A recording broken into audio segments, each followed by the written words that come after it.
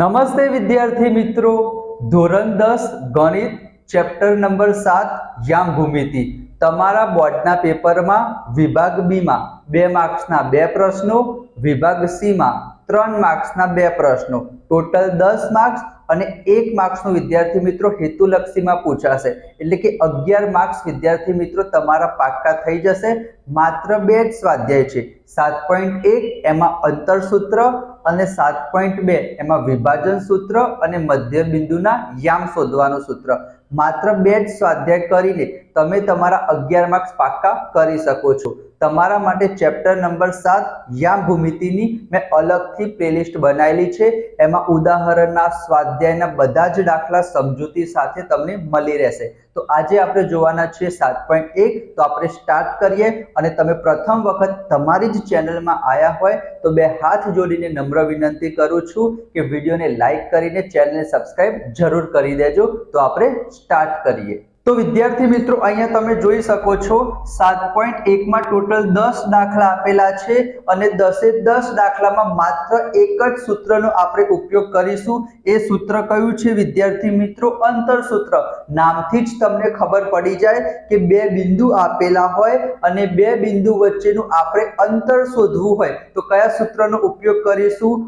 અંતર સૂત્રનો ઉપયોગ કરીશું. 7.1 ના 10 દાખલા જોઈએ એના પહેલા સરસ મજાની સમજૂતી સાથે એક ઉદાહરણ દ્વારા આપણે સમજી લઈએ.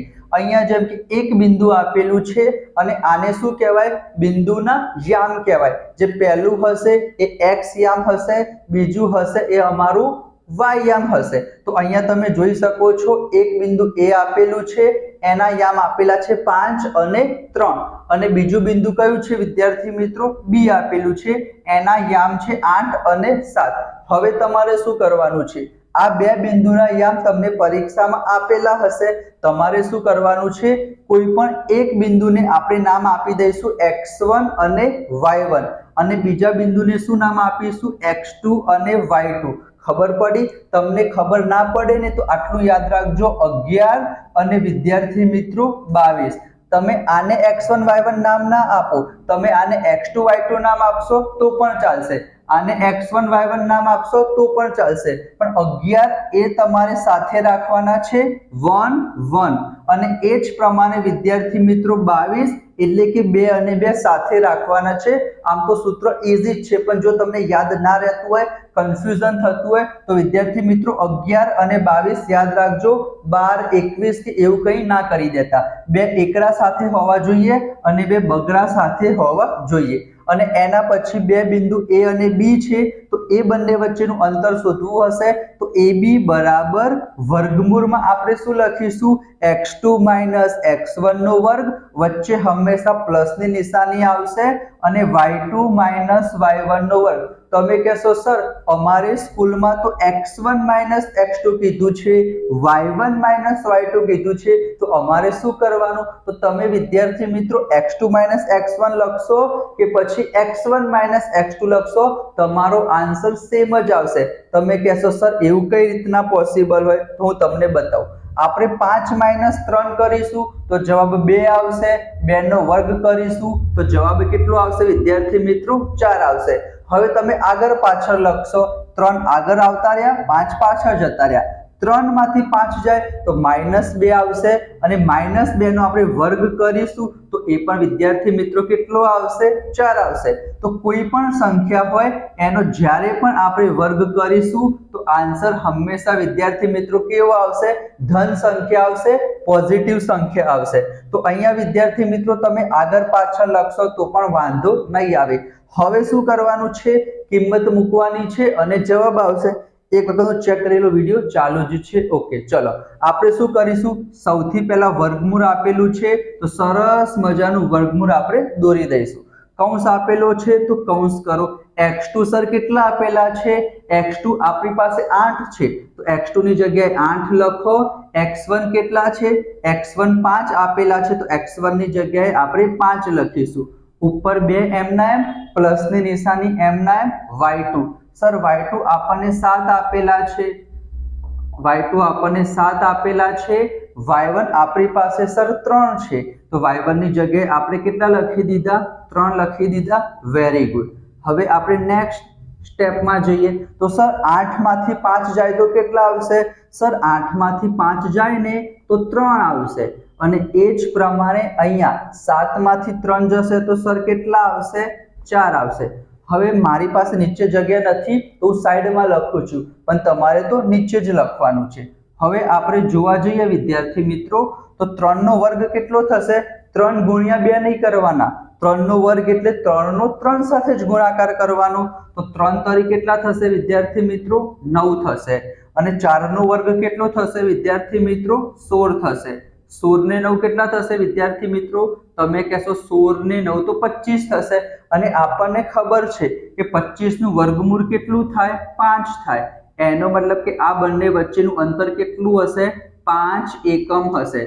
તમારે પાછળ યુનિટ શું લખવાનું વિદ્યાર્થી મિત્રો? 5 એકમ લખવાનું। ખબર પડી? અહીંયા 25 ની જગ્યાએ 26 આવ્યું હોત તો એનું વર્ગમૂળ નથી નીકળતું, તો એને આપણે એમ ના એમ રાખીશું, બરાબર? તો 25 નું વર્ગમૂળ થઈ ગયું વિદ્યાર્થી મિત્રો 5। તો બસ 2 માર્ક્સમાં આવો એક દાખલો તમારી પરીક્ષામાં પૂછાઈ શકે છે। હવે વિદ્યાર્થી મિત્રો આપણે આવી જઈએ 7.1। અહીંયા તમે જોઈ શકો છો તમારા માટે સરસ મજાની પીડીએફ પણ બનાવેલી છે। આખી જ પીડીએફ હું તમને ફ્રીમાં પણ પ્રોવાઈડ કરીશ વિદ્યાર્થી મિત્રો। ડિસ્ક્રિપ્શનમાં ટેલિગ્રામ ચેનલની લિંક હશે, એમાં તમે જોડાઈ જજો। સોલ્યુશન વાળી પીડીએફ પણ હું તમારી સાથે પ્રોવાઈડ કરીશ। અહીંયા જો વિદ્યાર્થી મિત્રો શું લખેલું છે? ગણિત પ્રકરણ 7 યામ ભૂમિતિ 7.1 નીચે આપેલ બિંદુઓની જોડ વચ્ચેનું અંતર શોધો। એક બિંદુ આપેલું છે 2, 3 અને બીજું બિંદુ આપેલું છે 4, 1। મને ખબર છે વિદ્યાર્થી મિત્રો આનું સોલ્યુશન તમે ફટાફટ કરી શકો છો। ચલો એક વખત આપણે ટ્રાય કરીએ। તો સૌથી પહેલા શું કરવાનું છે વિદ્યાર્થી મિત્રો? એક બિંદુ શું આપેલું છે આપણને? 2 અને 3 આપેલું છે, તો અહીંયા હું લખી દઉં વિદ્યાર્થી મિત્રો 2 અને 3। બીજું બિંદુ શું આપેલું છે? 4 અને 1 આપેલું છે, તો અહીંયા લખી દઈએ વિદ્યાર્થી મિત્રો 4 અને 1। હવે શું કરવાનું છે? એક બિંદુને શું નામ આપી દઈશું? x1 અને y1। આને શું નામ આપી દઈશું? x2 અને y2। હવે અહીંયા લખીશું આપણે AB બરાબર અંતર સૂત્ર શું છે વિદ્યાર્થી મિત્રો? આપણને ખબર છે x2 ચલો હું x1 - x2 લખું, બરાબર? એક વખત x2 - x1 કરીને બતાવ્યું, હવે x1 - x2 લખીએ તો અહીંયા શું લખીશું? y1 - y2 નો વર્ગ કરીશું। બરાબરના નીચે બરાબર કરવાનું, તમારું પ્રેઝન્ટેશન બહુ જ મેટર કરશે। ચલો એના પછી x1 કેટલા આપેલા છે? 2 આપેલા છે। x2 કેટલા આપેલા છે? 4 આપેલા છે। એના પછી પ્લસ y1 કેટલા આપેલા છે? 3 આપેલા છે અને y2 કેટલા આપેલા છે? 1 આપેલા છે। ચલો નેક્સ્ટ સ્ટેપમાં શું કરીશું આપણે? સર 2 માંથી 4 જશે તો કેટલા આવશે? -2 આવશે, બરાબર? હંમેશા આપણે મોટી સંખ્યાની નિશાની કરીશું અને 3 માંથી 1 જશે તો કેટલા આવશે? 2 આવશે, એ તો આપણને ખબર છે। એના પછી -2 નો વર્ગ કેટલો થશે? હમણાં જ મેં કીધું 4 થશે અને 2 નો વર્ગ પણ કેટલો થશે? 4 થશે। તો 4 ને 4 કેટલા થશે વિદ્યાર્થી મિત્રો? 8 થશે। સર 8 નું વર્ગમૂળ નથી નીકળતું, તો અહીંયા સુધી લખશો તો પણ વિદ્યાર્થી મિત્રો ચાલશે, પણ આને આપણે હજી એક સ્ટેપ આગળ લઈ જઈ શકીએ। જેમ કે તમને ના ખબર પડે તો અહીંયા હું તમને શીખવાડું। અહીંયા વર્ગમૂળમાં 8 લખેલા છે વિદ્યાર્થી મિત્રો, હું તમને 2 મેથડ શીખવાડું છું, તો તમે આ રીતના લખી શકો વર્ગમૂળમાં 4 ગુણ્યા વર્ગમૂળમાં 2। 8 ના આ રીતના આપણે લખી શકીએ ને, 8 ની જગ્યાએ આપણે શું લખી શકીએ? 4 દુ 8 આવું આપણે લખી શકીએ। હવે અહીંયા જે વર્ગમૂળમાં 4 છે એનું તો શું થશે? 2 થશે। 4 નું વર્ગમૂળ કેટલું થાય? 2 થાય અને આ 2 ને આપણે એમને એમ લખી દઈએ। તો વિદ્યાર્થી મિત્રો વર્ગમૂળમાં 8 ની જગ્યાએ આપણે 2√2 લખી શકીએ છીએ। એક તો આ મેથડ છે। જો તમને આ મેથડ ના આવડે તો તમારે શું કરવાનું? 8 આપેલા છે ને એના તમારે આ રીતના ભાગ પાડી દેવાનો, જે પ્રમાણે આપણે લસા લઈએ છીએ એ પ્રમાણે। 2 ચોક 8, 2 દુ 4 અને 2 એકા 2, જ્યાં સુધી નીચે 1 ના આવે ત્યાં સુધી। હવે શું કરવાનું વિદ્યાર્થી મિત્રો?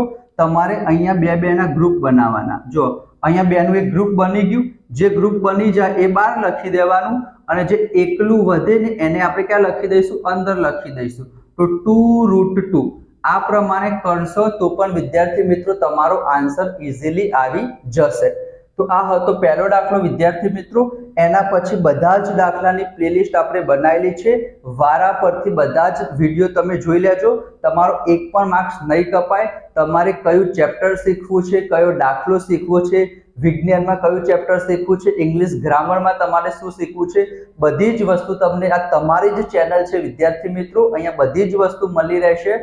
તમારે જસ્ટ ખાલી કમેન્ટ કરીને બતાવવાનું છે કે સર અમને આમાં તકલીફ પડે છે, એના ઉપર તમે વિડીયો બનાવો. તો એના ઉપર હું ચોક્કસ 1 થી 2 દિવસમાં વિડીયો બનાવી દઈશ. તો મળીશું આપણે નેક્સ્ટ વિડીયોમાં. જતા પહેલા ફરીથી એક વખત વિનંતી કરું છું કે ચેનલને સબસ્ક્રાઇબ કરી દેજો વિદ્યાર્થી મિત્રો. નોટિફિકેશન પણ ઓન કરી દેજો.